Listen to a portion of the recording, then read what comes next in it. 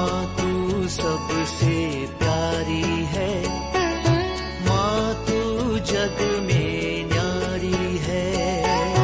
माँ तू सबसे प्यारी है, माँ तू जग में न्यारी है।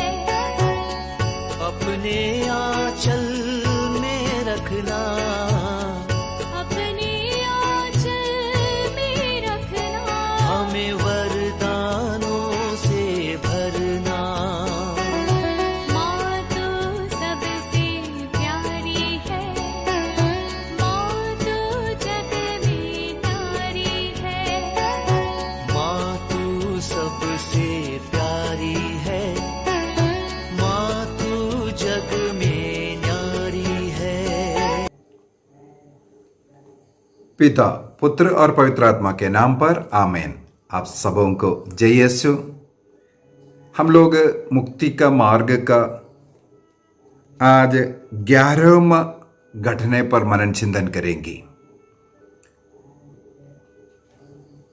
प्रभु यीशु मसीह के जन्म उस मुक्ति कार्य से, क्रिसमस से जुड़ते हुए 14 ऐसी घटनाओं पर हम लोग मनन चिंतन कर रहे हैं।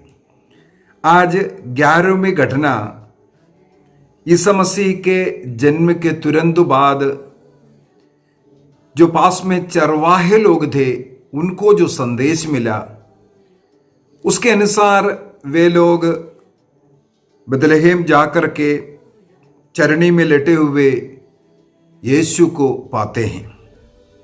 इस पर आज हम लोग थोड़ा सा मनन चिंतन करेंगे। संत लूकस रचित सुसमाचार अध्याय 2 वाक्य 8 से आगे हम पढ़ेंगे वाक्य 20 तक। वहां पर इस घटना लिखा हुआ है। जब यीशु मसीह का जन्म हुआ, पास में चरवाहा लोग उनके भेड़ बकरियों का देखभाल करते हुए, खेत पर पहरा देते हुए ठहरा हुआ था। तो स्वर्गदूत अचानक उनके पास पहुंचते हैं और गडरे लोग डर गए। तब स्वर्गदूत उनसे कहते हैं, डरिए नहीं, देखिए मैं आपको सभी लोगों के लिए बड़े आनंद का सुसमाचार सुनाता हूं। संसार अनेकों वर्षों से मुक्तिदाता का इंतजार कर रहे थे। मुक्तिदाता का आगमन का इंतजार। नबियों ने उस मुक्तिदाता का दर्शन करने का आग्रह किया। ऐसे अनेकों लोग, केवल नबी लोग नहीं, राजा लोग, न्यायकर्ता लोग, जितने भी ऐसे लोग हैं प्रभु के विषय में जानते हैं, प्रभु का वचन सुनने, प्रभु का दर्शन करने के लिए आग्रह करते थे। जिस प्रकार हम लोग सिमोन के विषय में पढ़ते हैं, जब सिमोन यीशु मसीह को जो अपने हाथों पर उठाया, तब सिमोन क्या कहते हैं। लूकस के ही सुसमाचार अध्याय 2 में हम लोग पढ़ते हैं वाक्य 30 में, मेरे आंखों ने उस मुक्ति को देखा है जिसे तूने सब राष्ट्रों के लिए प्रस्तुत किया है। और वाक्य 29 में लिखा है, प्रभु अब तू अपने वचन के अनुसार अपने दास को शांति से विदा कर, क्योंकि सिमोन ने अभी उस मुक्तिदाता का दर्शन देखा। ईश्वर ने उनसे कहा था, जब तक मुक्तिदाता का दर्शन नहीं करेंगे तब तक उनका मृत्यु नहीं होगा। अब वो पवित्र आत्मा से प्रेरित होकर के मंदिर आए और वहां पर सिमोन ने प्रभु यीशु मसीह को अपने हाथों में उठाते हैं और उनके बारे में भविष्यवाणी करते हैं और ईश्वर से प्रार्थना करते हैं, इस मुक्तिदाता को मैंने देखा है। तो अनेकों लोग मुक्तिदाता का दर्शन करने का आग्रह में था। लेकिन हमें यहां पर आज के इस पाठ में पता चला है गडरीय लोगों को सबसे पहले ये कृपा मिली। गडरीय लोगों को सबसे पहले ये कृपा मिली। जो कुछ गडरीय लोगों ने देखा है उसको अन्य लोगों तक पहुंचाना है, इसलिए गडरीय लोगों को ईश्वर ने चुना है। अभी गडरीय लोग अनपढ़ लोग हैं, दरिद्र लोग हैं, विश्वास में कमजोर हैं, सब प्रकार से हम देखें वे कमजोरी का जीवन जीने वाला है, बलहीन लोग हैं। ईश्वर ने मुक्तिदाता का संदेश संसार को सुनाने के लिए, संसार में फैलाने के लिए सबसे पहले चुने हुए लोग इन गडरीय लोग हैं। इन्हें सौभाग्य मिला प्रभु का पहले दर्शन करने के लिए। उसका पहला कारण यह है, वे लोग जो पड़ाव डाल करके जो खेत में जो रह रहा था, वो मसीह का जहां जन्म हुआ उसके पास में। इसका मतलब पहला कारण है, जो मसीह के करीब था उन्हें दर्शन मिला। जो मसीह के करीब जीते हैं उन्हें ईश्वर का दर्शन, ईश्वर का अनुभव मिल सकता है। दूसरा, ये गडरीय लोग अपने हृदय से, मन से दीनहीन लोग हैं।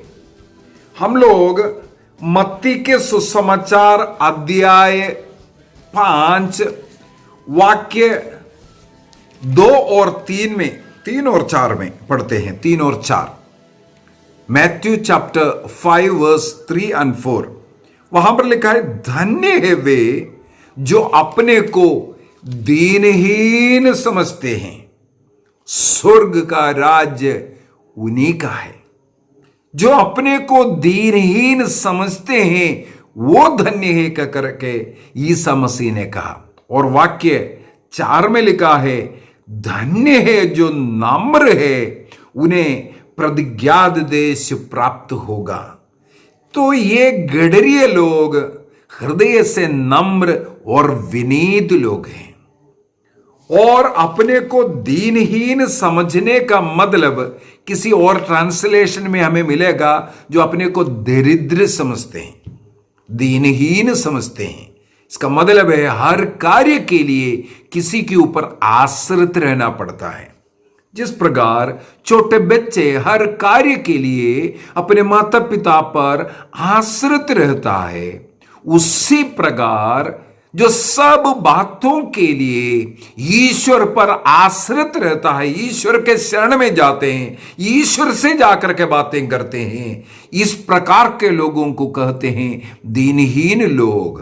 जो नम्र लोग सब कार्य के लिए प्रभु का आश्रय में जाते हैं, शरण में जाते हैं। ये जो गडरीय लोगों को ईश्वर का दर्शन मिलने का एक कार्य ये भी है, वे अपने को दीनहीन, कमजोर, गरीब समझते थे। और अगला एक और वाक्य इसी से ले लेते हैं, वाक्य 8, मैथ्यू चैप्टर 5 वर्स 8। वहां पर लिखा है, धन्य है वे जिनका हृदय निर्मल है, वे ईश्वर का दर्शन करेंगे। ईसा मसीह का, मुक्तिदाता का दर्शन सबसे पहले इन गडरीय लोगों को मिलने का अगला कारण है, वो हृदय से पवित्र रहता है। वो उनका हृदय निर्मल रहता है, शुद्ध रहता है, पाप का जिंदगी नहीं। ये दीनहीनता और हृदय शुद्धता प्रभु का दर्शन करने के लिए इन्हें प्रभु ने चुना।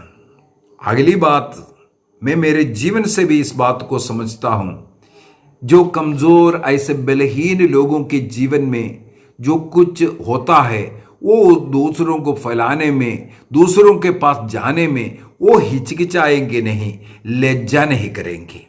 यदि पढ़े लिखे लोग हैं, यदि रात को जगाया, उनको बताया, देखो दाऊद नगर में, बेथलेहम में आपके लिए एक मुक्तिदाता का जन्म हुआ है, वो सबसे पहले बोलेगा मुक्तिदाता तो राजमहल में जन्म लेना है।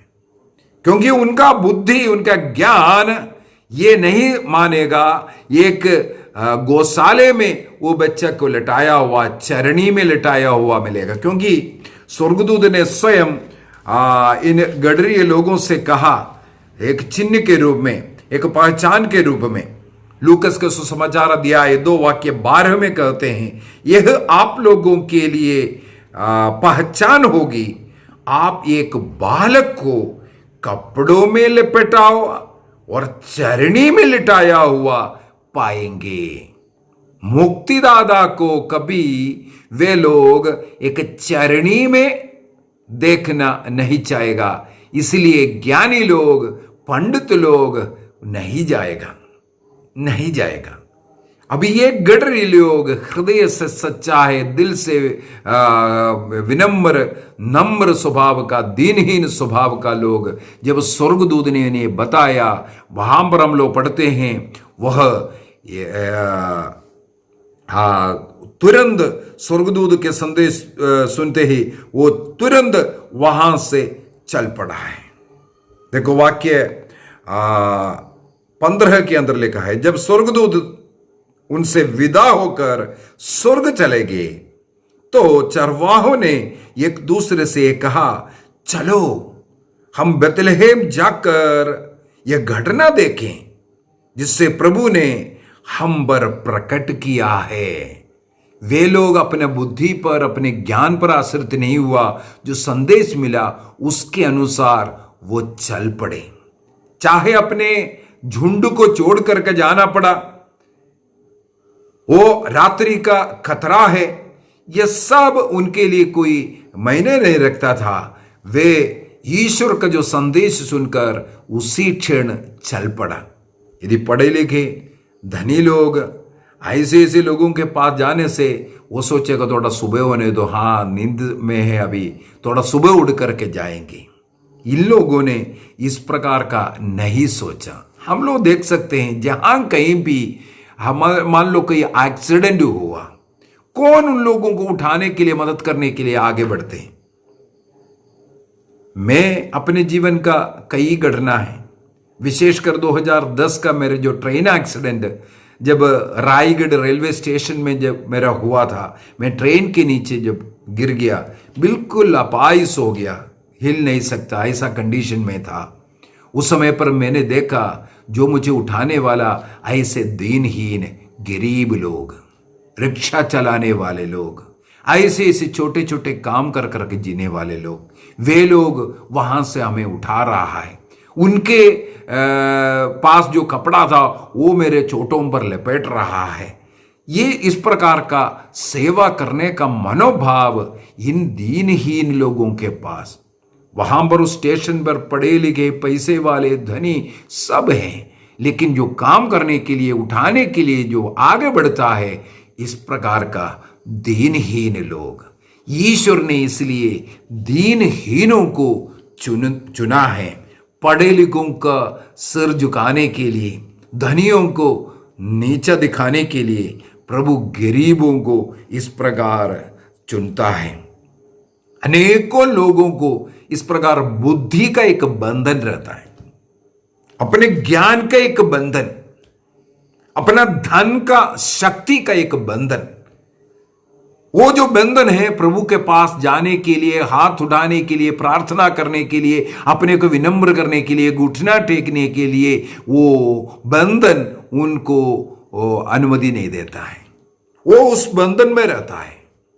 एक घमंड का बंधन है, पैसा का बंधन है, ज्यादा बुद्धि और ज्ञान का बंधन है। मुझे नहीं मालूम ये ज्यादा बुद्धि का है या अज्ञानता का है।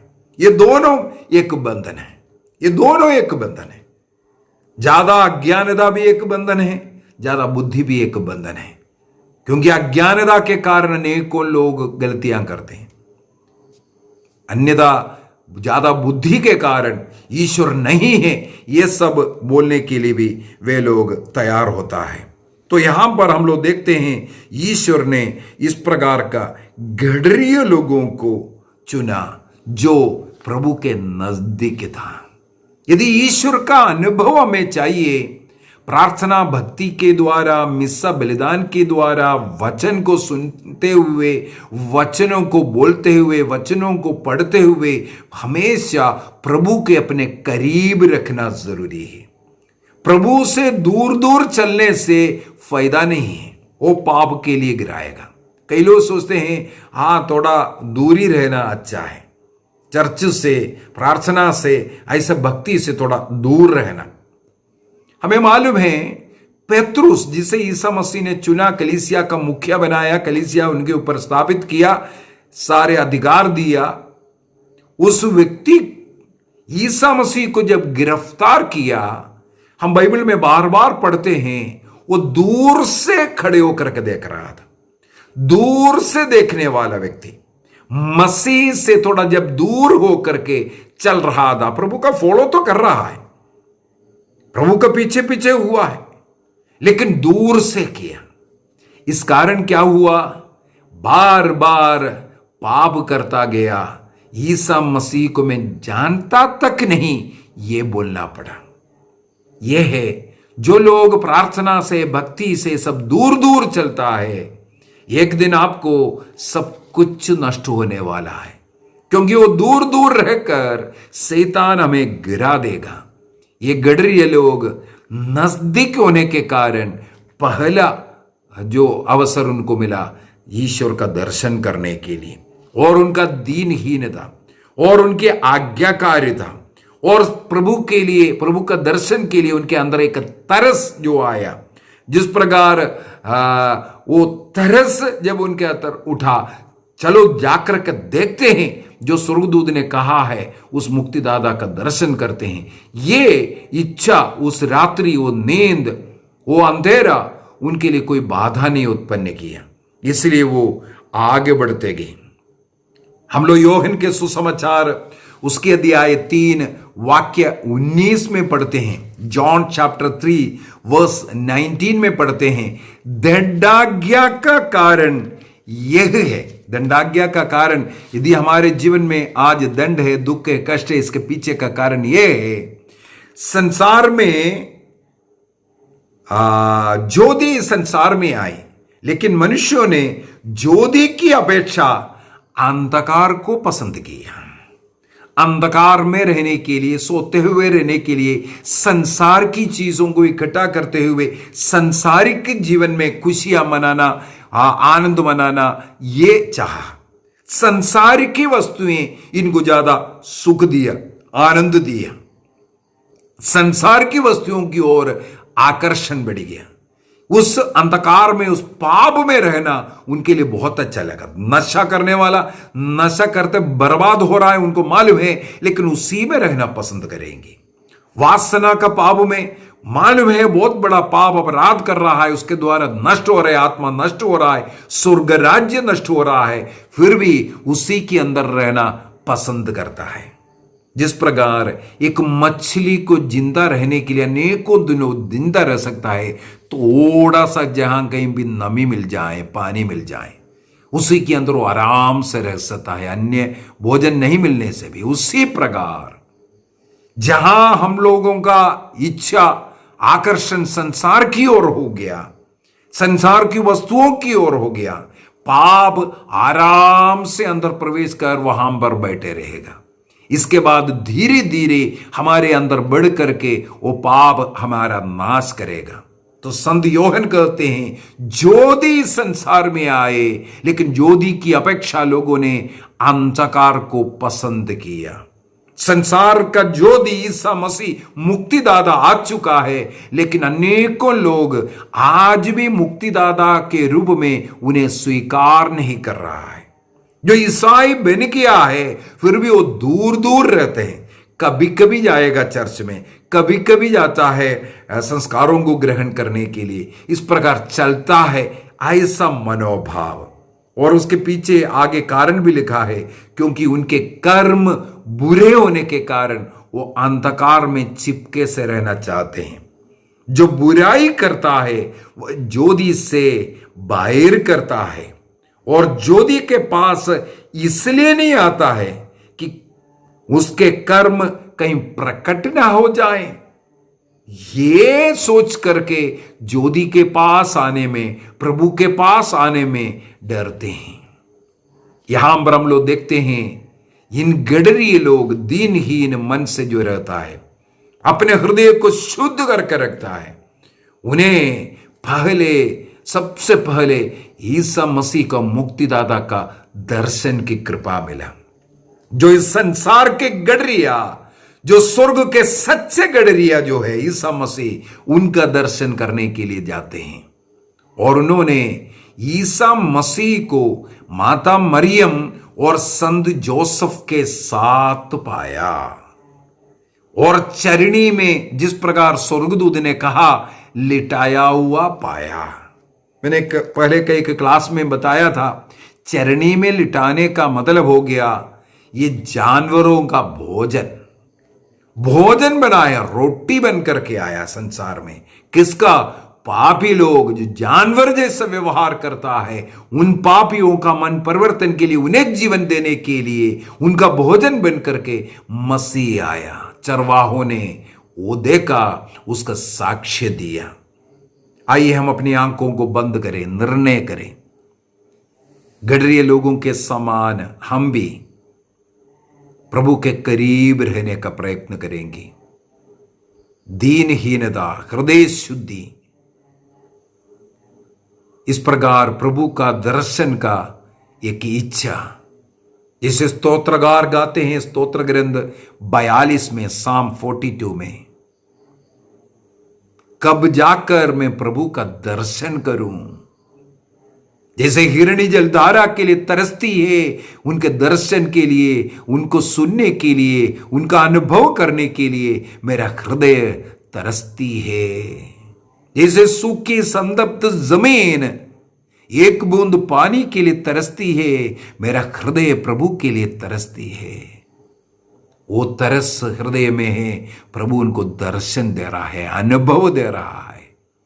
वो मुक्तिदाता का अनुभव, पाप से हमें मुक्ति, स्वर्ग राज्य का वो अनुभव उनके द्वारा मिलता है।